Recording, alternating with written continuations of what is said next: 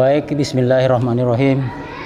Assalamualaikum warahmatullahi wabarakatuh. Subhanallah, alhamdulillah, wa la ilaha illallah, wallahu akbar. Allahumma rabbana lakal hamd anta qimus samawati wal ard wa man fihin. Allahumma salli ala Muhammad wa ala ali Muhammad. Kita lanjutkan kajian kita di kajian tafsiriyah. Kita masih di surah Al-Anbiya di ayat 16 sampai dengan 23. Seperti biasa kita membaca ayatnya sebelum kita bahas secara tafsiriyah. Saya berharap teman-teman bisa memberi tafsir sesuai pengalaman bacaannya. A'udzu billahi minasyaitonir rajim.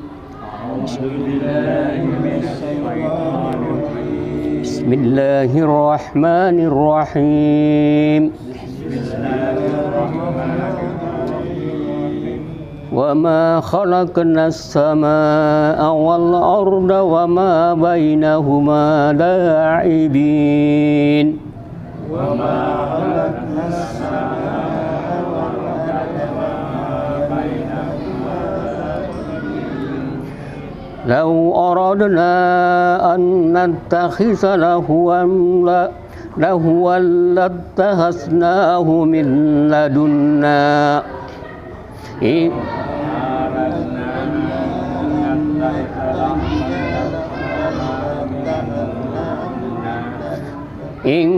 kunna fa'ilin.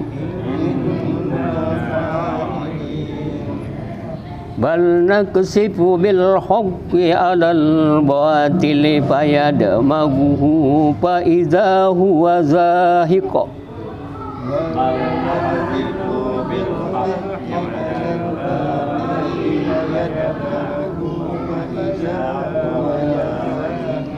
Walakumul wailu mimma tasifun.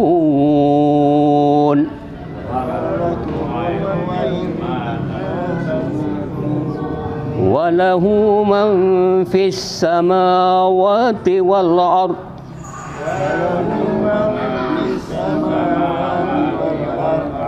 Wa man indahu la yastakbiruna an ibadatihi wa la yastahsirun. Wa man indahu la yastakbiruna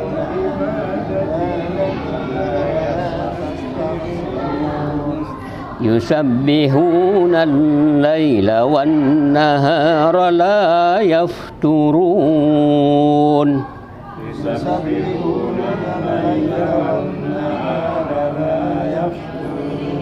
Am ittakhadhu alihatan minal ardi hum yunshirun.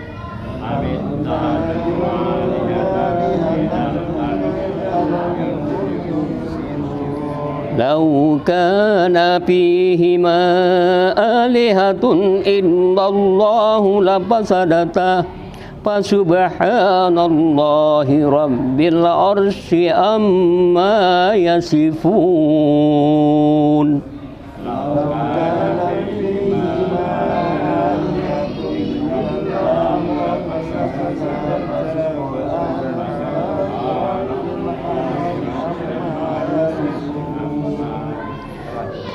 La yus'alu amma yaf'alu wa hum yus'alun.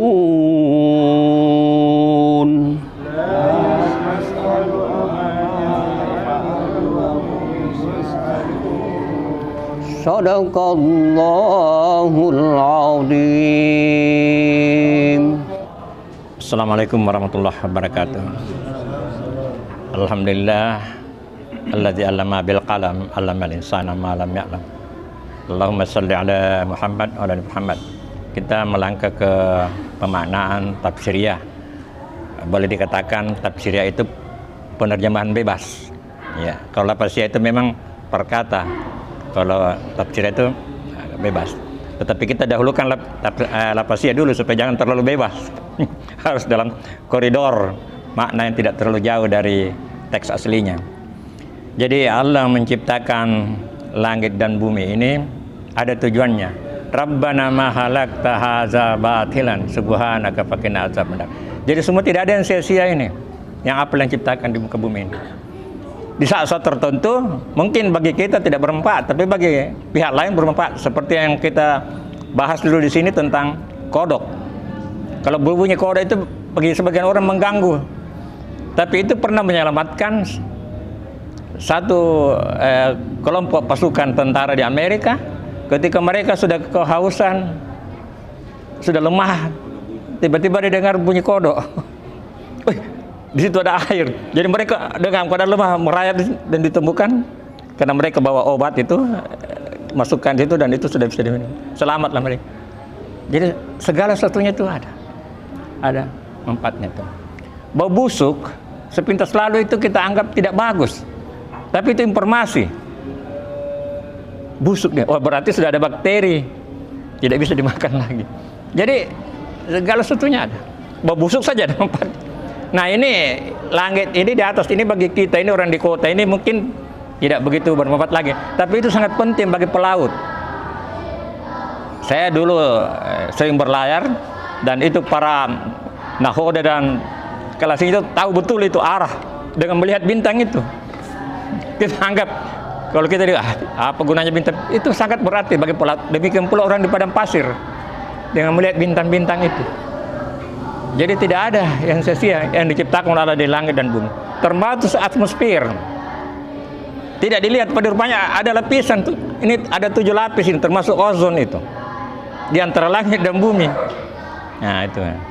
Nah, ini Allah ciptakan bukan untuk main-main, tapi ada tujuannya bagi manusia sekaligus ujian bagi kita karena hidup ini kan ujian.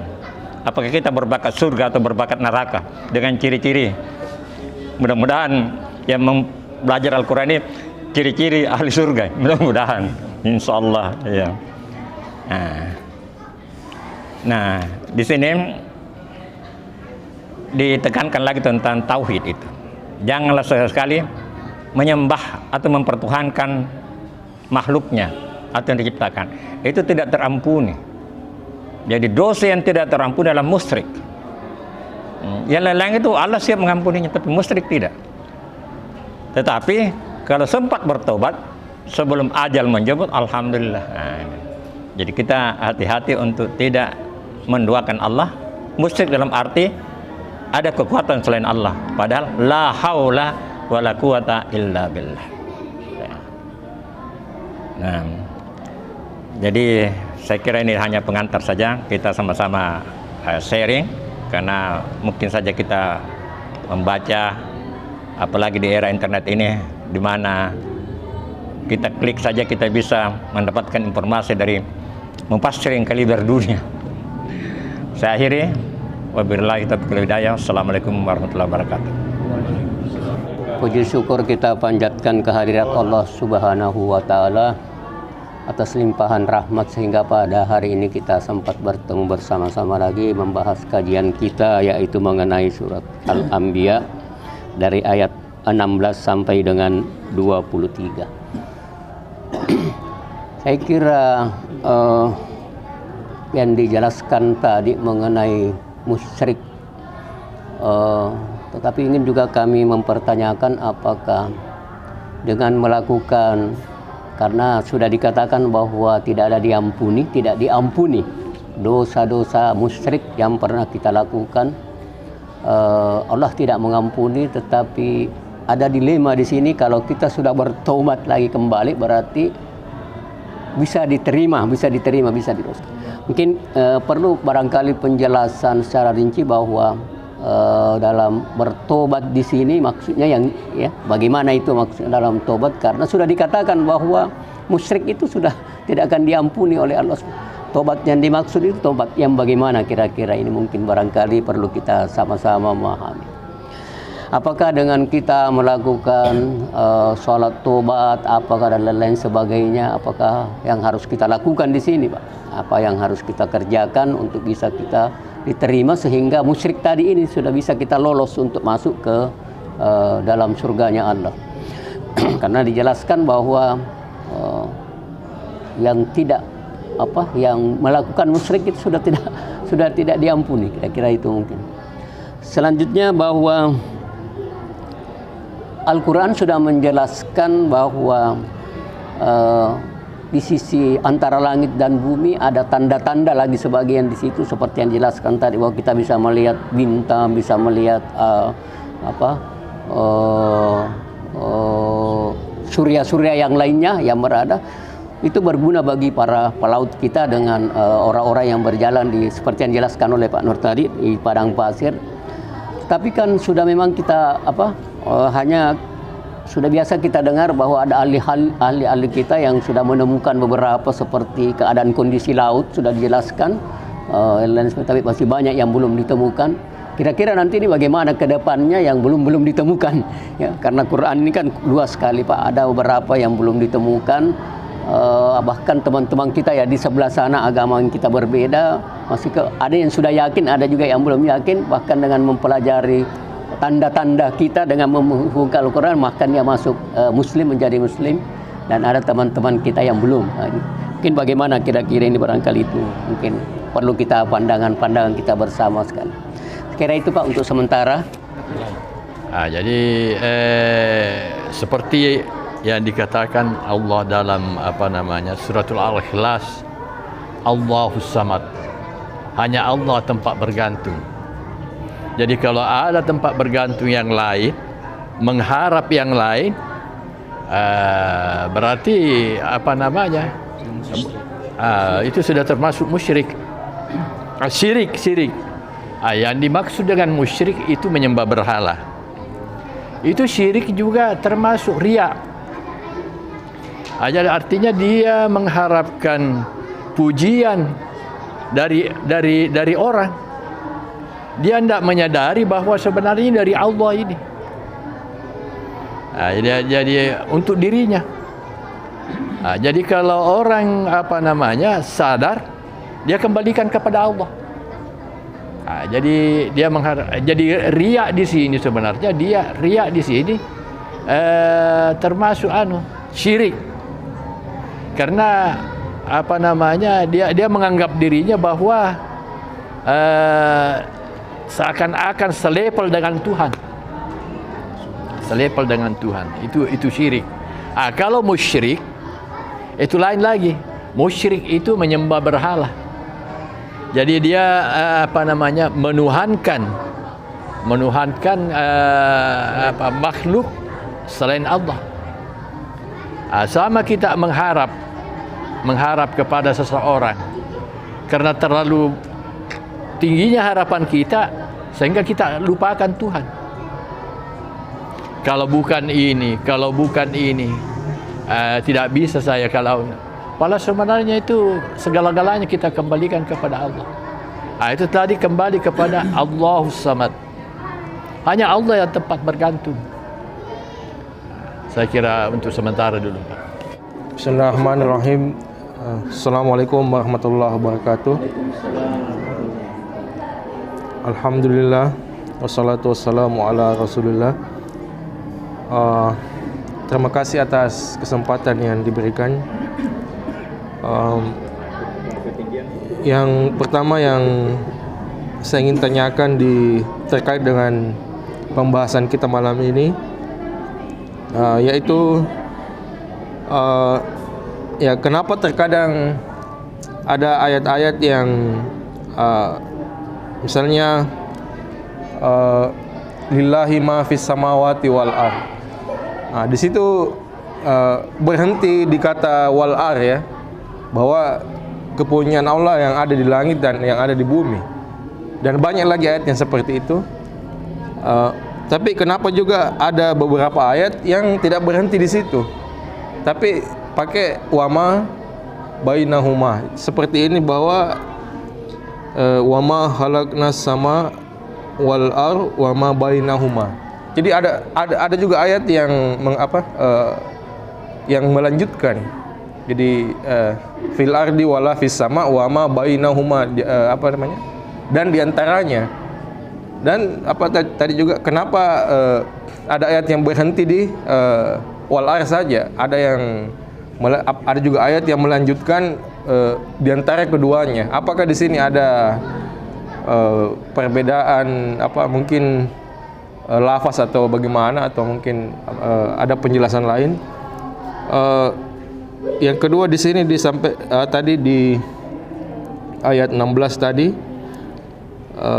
Allah Subhanahu wa taala berfirman, dan tidaklah kami ciptakan langit dan bumi itu dengan main-main. Ya, saya sedikit mau menanyakan bahwa di ayat lain juga itu bahwa Allah Subhanahu wa taala mengatakan bahwa sesungguhnya dunia ini hanyalah permainan. Iya. Jadi saya lupa ayatnya, surahnya. Itu apakah bisa dijelaskan apakah korelasi dua ayat ini? Artinya di satu sisi dikatakan bahwa dunia ini serius, di sisi lain Allah SWT berkata bahwa dunia ini hanya permainan. Jadi apakah ada penjelasan barangkali? Ya, demikian. Wassalamualaikum warahmatullahi wabarakatuh. Jadi taubat itu berasal dari kata taubah, kembali kepada fitrah. Karena kita lahir ini murni, tidak berdosa murni. Jadi taubat itu kembali. Nah, kalau kita sempat bertobat, itu dimaafkan. Persoalannya kalau kita tidak sempat bertobat, ya. Fir'aun itu bertobat tapi sudah terlambat, sudah mau mati sakratul maut, tidak diterima tobatnya, dipertanyakan. Dulu kau ingkar, tapi tubuhmu diselamatkan, jasadnya selamat, tapi dia tidak. Padahal dia mengucapkan la ilaha illallah itu terakhirnya, tapi sudah terlambat. Jadi kesempatan waktu kita masih hidup ini kita bertobat. Tobat dalam arti yang sebenar-benarnya adalah tobat dan nasuha, berjanji tidak mengulangi. Kalau kita mengulangi berarti batal tobat kita. Ya, ada dengan salat setidak-tidaknya ada niat kita bisa juga dengan salat dan tidak mengulangi. Nasuha itu berasal dari salah satu manusia yang pembunuh, sudah banyak yang dia bunuh, kemudian dia mau bertobat, tetapi sebelum dia ke seorang pemimpin agama dulu, dan dia mengatakan tidak bisa diterima tobatmu. Dia bunuh, cukup rasa 100. Itu zaman sebelum Nabiullah Muhammad, di zaman masih periodenya Musa, ya masih Musa.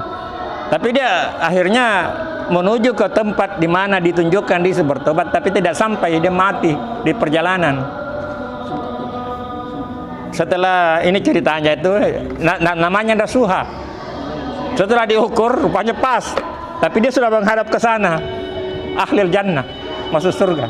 Jadi Tuhan itu maha pemaaf. Jadi tobat itu penting sekali. Nah, kita tidak tahu kapan datangnya ajal, selalulah bertobat, istighfar. Maka istighfar itu salah satu tarekat itu. Ada yang tarekatnya memang istighfar saja, seperti ya, dia penjual roti itu membuat roti yang ditemui oleh Ahmad bin Hambal. Rupanya, dan dia katanya kalau berdoa selalu diterima tobatnya, selalu diterima doanya, kecuali satu. Ingin ketemu Imam Ahmad bin Hambal, tapi sampai sekarang tidak ketemu. Rupanya dia berbicara di mukanya Ahmad bin Hambal. Itu tarikatnya dia itu istighfar. Ya, ada juga tarikatnya la ilaha illallah. Ada tuh, saya punya paman, tidak apa-apa kita bagi saja. Usianya sekarang ini sudah 90 tahun. Kalau dia berjalan Pak itu la ilaha illallah, la ilaha illallah, la ilaha illallah. Itu dia praktekkan itu. Jadi tidak pernah terputus. Setiap dia berjalan itu, alhamdulillah diberikan umur panjang. Dia paman saya barangkali satunya sekarang yang masih tua itu, masih ada di BTP dia tinggal. Itu dia punya. Jadi itu tarekat itu karena jalan pendekatan kepada Allah. Ya. Jadi beda-beda orang itu. Yang biasa aja itu yang salah menerima. Ada yang salah menerima, tapi kalau dilukan. Yang mengenai tadi itu musyrik kita tadi itu sudah dijelaskan. Jadi syirik itu dari kata menduakan. Musyrik itu pelakunya.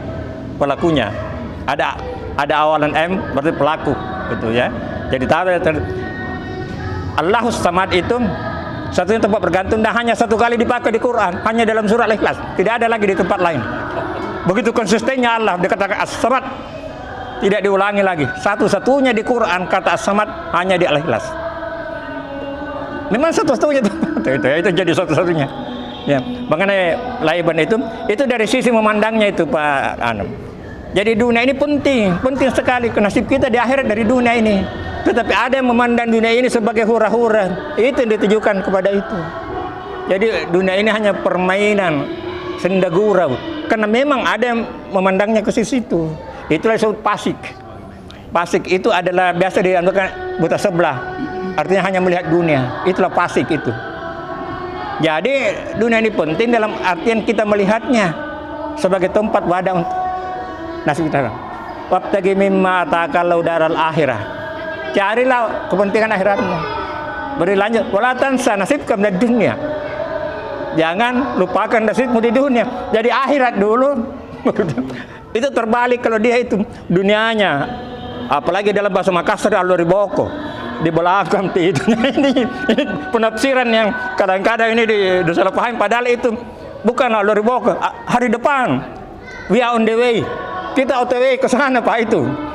Tapi kan dalam bahasa biasa dikatakan ya kemudian hari kemudian Allah riboko, akhirnya dibelakangkan padahal dia di hadapan. Itu masa depan. Itu Pak ya, mengenai itu. Jadi itu disebut permainan dari sisi orang yang memandang dunia Pak itu ya. Tapi dunia penting dalam arti untuk nasib kita di yaumil akhir gitu ya. Tapi memang dunia ini indah memang. Terutama wanita ya. Kelemahan pria adalah wanita. Itu ada di YouTube dijelaskan. Itu hasil penelitian. Begitu diteliti, otaknya itu begitu dia gambar perempuan pakai baju seksi, tipis, langsung menyala itu otak. Selama dia normal ya. Kelemahan laki-laki secara umum adalah pada wanita. Diistilahkan mati kiri. Ya. Jadi ini hasil penelitian secara umum. Kelemahan. Sebaliknya perempuan pun begitu terhadap laki-laki. Tapi kalau hasil penelitian dari segi fisiologi, kalau kita ini cantiknya dulu yang selalu kesan pertama. Kalau perempuan itu kekayaan dulu, ketampanan baru kedua. Itu bagi perempuan. Jadi mereka juga tergoda dengan itu. Kita juga tergoda itu. Barangkali di ruangan ini tidak ada yang akan sanggup seperti Yusuf. Sudah ada di rumah, dikunci kamar, bukan dia mau dia diajak, tapi dia mau nolak. Di situ dalam Quran dikatakan perempuan itu menginginkan dan dia juga menginginkan. Jadi Yusuf juga bergairah, tapi dia tidak turuti. Nah, jadi inilah. Berarti Yusuf tidak mau. Bukan berarti Yusuf tidak mau. Di situ dikatakan dia juga menginginkan, bergairah juga, tapi dia bisa kendalikan. Jadi nafsu itu memang ada sahabat kita, tapi tugas kita mengendalikan. Ada yang mengatakan itu normal, jadi dia ikuti normalnya. Tidak begitu. Yang normal adalah tidak mengikuti, itu yang normal. Mengikuti nafsunya itu tidak normal. Yang normal ada yang mengatakan dia berselingkuh apa itu kan normal laki-laki, katanya salah, itu tidak normal. Yang normal adalah menghindari itu. Ada pasangan itu abnormal ya. Iya, itu abnormal. Makanya ada pasangan kawin, nikah, sah, nafsu disalurkan pada tempat berpahala. Sudah nikmat berpahala lagi. Masya Allah. Ya, itu jadi. Boleh, selama sanggup dan adil. Tapi kalau tidak adil, satu saja. Ya, baiklah, saya lanjutkan. Masalah taubat juga ini tidak gampang begitu kita ucapkan mau bertaubat. Kalau bukan Allah yang menggerakkan, tidak bisa juga. Makanya di dalam doa wudu itu, Allahumma ja'alni minat tawabina wa ja'alni minal mutatahhirin wa ja'alni min ibadikas salihin. Ya Allah, jadikanlah aku hambamu untuk senantiasa bertaubat kepadamu. Berarti Allah yang menggerakkan kita untuk bertaubat kepadanya. Waj'alni minal mutatahhirin, mensucikan diri. Kalau bukan rahmat Allah, kita susah mensucikan. Begitu juga beribadah dengan baik. Makanya itu ada doa, Allahumma rzuqni taubatan nasuha qabla al-maut. Itu ada doa itu. Allahumma rzuqni taubatan nasuha qabla al-maut. Ya Allah, jadikanlah aku taubatan nasuha sebelum ajalku tiba. Terkait dengan tadi taubat ya, ada sebagian tarekat itu mengatakan bahwa setiap hari itu kita dianjurkan untuk sholat taubat. Jadi katanya sebelum kita tidur ya, itu kita sholat taubat dulu setiap hari, karena ya apa namanya, bisa jadi ada dosa yang kita tidak sadari, ada dosa yang kita sadari ya. Ya kalau mungkin kita sadari kita bisa sholat taubat, kalau enggak kita sadari kan kita tidak ini. Jadi ada yang tarekat itu mengatakan bahwa setiap hari itu disunahkan kita sholat taubat, meskipun kita merasa tidak berdosa, karena memang juga ya manusia tidak ada yang tidak berdosa kan. Jadi setiap hari katanya kita disunahkan sholat taubat. Malah ada yang bilang ini 5 kali sehari semalam. Jadi sebelum kita sholat wajib itu kita kasih pisah dulu, sholat taubat, sholat tahiyatul masjid. Jadi ada memang tarekat itu yang dia sholat itu Pak lama itu. Sholat sunnahnya itu 6 rakaat, 8 rakaat itu ada memang. Nah, tapi di sisi lain ada juga pendapat yang mengatakan bahwa sebenarnya kita sholat saja itu sudah menghapus dosa-dosa. Jadi itu katanya sholat taubat itu kalau dosa besar, misalnya ya saya juga mungkin butuh penjelasan kapan itu sholat taubat ya. Ya, dalam ayat Al-Quran lahu ma fis samawati wal ard ya. Kadang-kadang ditambahkan ma bainahuma. Jadi kalau dia sampaikan bahwa lahu ma fis samawati wal ard itu dalam arti yang lahir, yang lihat, yang kita lihat. Dan itu memang yang populer. Dan ini banyak ditujukan kepada zaman di belum berkembangnya ilmu pengetahuan. Tapi dia tambahkan ada di situ wa ma bainahum, di antara keduanya. Karena memang ada seperti saya sampaikan tadi, ada yang saat yang kita tidak lihat, termasuk udara, atmosfer. Atmosfer kan di belakangan baru ditemukan itu ada 7 lapis. Termasuk ozon di situ. Nah, itu makanya dua-duanya berfungsi sesuai dengan peruntukan pemaknaannya dan zamannya. Kemudian mengenai tadi itu sunnah bukan wajib, bukan fardu. Sunnah kan pilihan. Kalau sanggup lakukan ya bagus. Tapi kalau tidak sanggup lakukan ya ada apa-apa. Makanya Allah tidak mewajibkan sunnah. Ada yang sanggup silahkan, ada yang cukup dengan istighfar. Itu ya. Ya kan pilihan itu ya. Dan kita manusia ini kan beda-beda kesibukan kita ya. Ada kesibukannya dia kerja tetapi untuk kemaslahatan manusia, keselamatan orang lain. Seperti saudara-saudara kita yang bangun pagi-pagi menjual sayur itu. Bagaimana kalau mereka mogok? Kelaparan orang Makassar itu. Iya. Jadi dia pagi-pagi itu dia luar biasa itu jasanya untuk. Ya mungkin dia tidak sempat berdoa di masjid seperti itu, tapi dia untuk kebaikan.